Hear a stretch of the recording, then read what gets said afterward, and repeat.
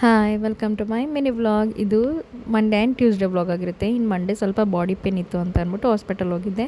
ಇನ್ನು ಹಾಸ್ಪಿಟಲಿಂದ ಬರ್ತಿದ್ದಂಗೆ ಒಂದು ಪಾರ್ಸಲ್ ಇತ್ತು, ಅದನ್ನು ಕೂಡ ಕಲೆಕ್ಟ್ ಮಾಡಿಕೊಂಡೆ. ಇನ್ನು ಟ್ಯೂಸ್ಡೇ ವ್ಲಾಗ್ ಇದು ಕಂಟಿನ್ಯೂಷನ್ನು. ಸ್ವಲ್ಪ ವೀಡಿಯೋ ಮಾಡೋದಿತ್ತು ಅಂತ ಅಂದ್ಬಿಟ್ಟು ವೀಡಿಯೋ ಮಾಡಿಬಿಟ್ಟು, ಹಾಗೆ ನನ್ನ ಮಗಂದು ಆಟ ಸಾಮಾನು ಮೂಟೆ ಎಲ್ಲ ಮೇಲಿತ್ತು, ಅದನ್ನೆಲ್ಲ ಎತ್ಕೊಂಡು ಗುಡ್ಡೆ ಹಾಕ್ಕೊಂಡು ಕೂತಿದ್ವಿ. ಎಲ್ಲ ಆಟ ಸಾಮಾನು ಸ್ವಲ್ಪ ಬೇಕಾಗಿರೋ ಮಾತ್ರ ಇಟ್ಕೊಂಡು ಇನ್ನು ಮಿಕ್ಕಿದೆಲ್ಲ ಇಸ್ಬಿಡೋಣ ಅಂತ ಅಂದ್ಬಿಟ್ಟು. ಇನ್ನು ಚಿಕನ್ ಸಾಂಬಾರು ಇನ್ನೊಂದು ಥರ ಹೇಗೆ ಮಾಡ್ತೀನಿ ಅಂತ ರೆಸಿಪಿ ಶೇರ್ ಮಾಡ್ಕೊತಾ ಇದ್ದೀನಿ. ಫಸ್ಟು ಒಂದು ಜಾರಲ್ಲಿ ಶುಂಠಿ, ಬೆಳ್ಳುಳ್ಳಿ, ಕೊತ್ತಂಬರಿ ಸೊಪ್ಪು, ಚಕ್ಕೆ, ಲವಂಗ, ಮೆಣಸು, ಕಾಯಿ, ಖಾರದ ಪುಡಿ, ಟೊಮ್ಯಾಟೊ, ಹಾಗೆ ಈರುಳ್ಳಿನ ಚೆನ್ನಾಗಿ ಹುರ್ಕೊಂಡು ಕೆಂಪಿಗೆ ಅದನ್ನು ಕೂಡ ಹಾಕ್ಕೊಂಡು ನೀರು ಹಾಕ್ಕೊಂಡು ಪೇಸ್ಟ್ ಮಾಡ್ಕೊಳ್ಳೋದು.